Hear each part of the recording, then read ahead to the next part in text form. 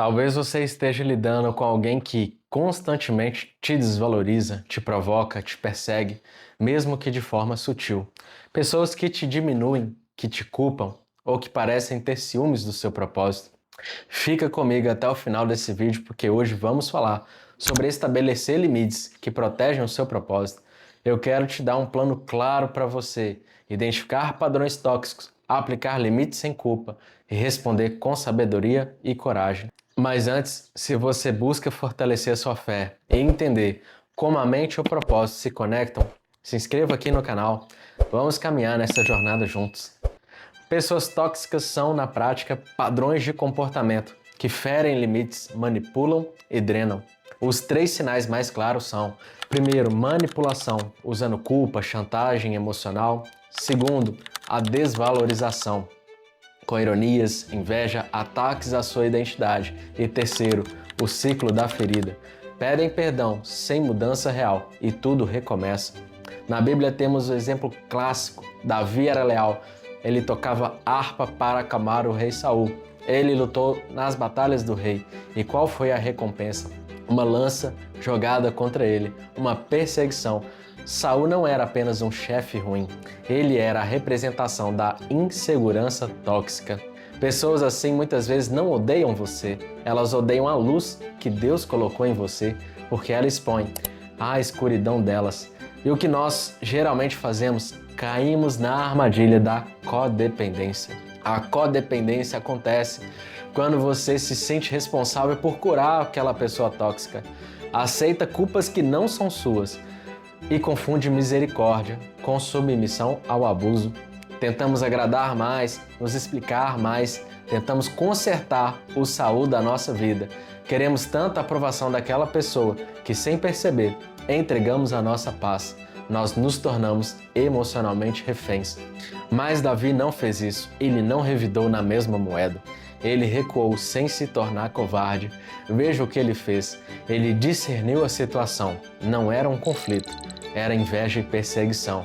Segundo, ele manteve a integridade. Ele não feriu Saul apesar de ter chances. Terceiro, ele estabeleceu distância. Ele não ficou se explicando para quem já havia decidido atacá-lo. E quarto, ele buscou aliança segura. Ele se aproxima de Jonatas e busca a direção de Deus. Davi nos ensina a nos afastar do padrão de Saul. Mas a Bíblia nos dá outra chave, na história de Nabal.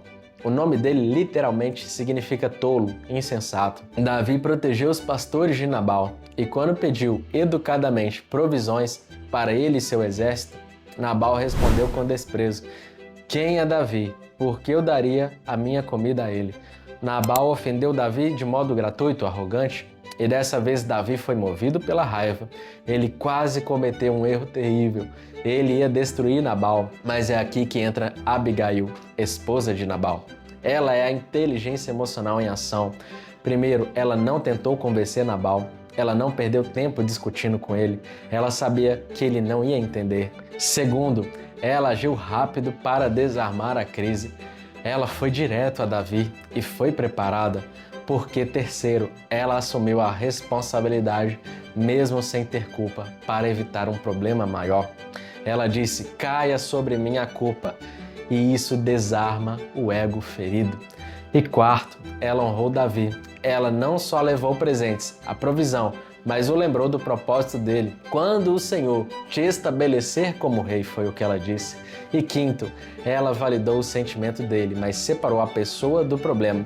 Ela basicamente disse: "Nabal é um tolo, o nome dele diz tudo, não suje suas mãos por causa dele." E aqui está a primeira chave do vídeo de hoje. Pare de tentar explicar a sua visão a quem só entende insulto. Nabal, o tolo, não opera na lógica, ele opera no ego. Discutir com uma pessoa insensata é como tentar plantar sementes no concreto. É perda de tempo e de paz.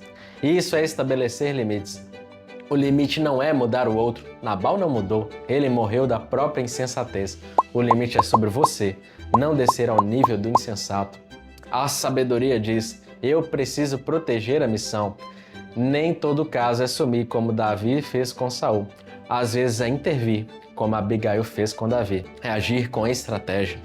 E isso nos leva de volta a Davi e Saul.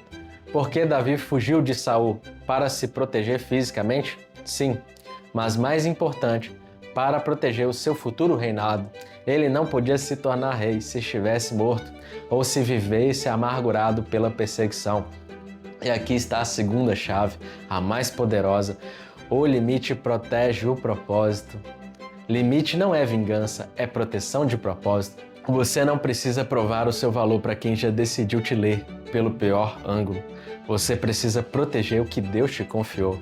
Às vezes o limite não é uma parede de tijolos, é o silêncio, é uma distância estratégica. E não responder à provocação. Davi teve 2 chances de matar Saul e ele não fez, porque sabia que a vingança dele era Deus quem faria. O seu limite às vezes é dizer: Deus, essa batalha é sua, eu vou cuidar da minha paz. Saul e Nabal são retratos que nos ajudam a identificar padrões e aprender como responder sem nos tornarmos iguais a eles. A codependência quer que você salve a pessoa tóxica. A sabedoria te chama para salvar o propósito que Deus te deu. Então a pergunta que fica hoje é: onde você precisa aplicar isso? Em um chefe que te humilha? Em um familiar que só te critica? Em um relacionamento que drena a sua alegria?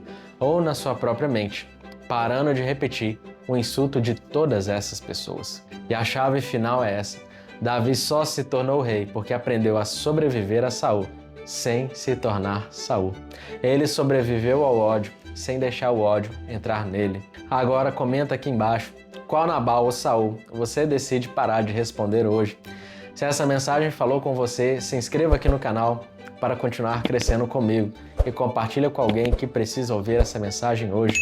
E se você deseja se aprofundar no tema, confira aqui embaixo, na descrição do vídeo, a minha sugestão de livros para você se fortalecer. Obrigado por ter ficado até aqui comigo. Até a próxima.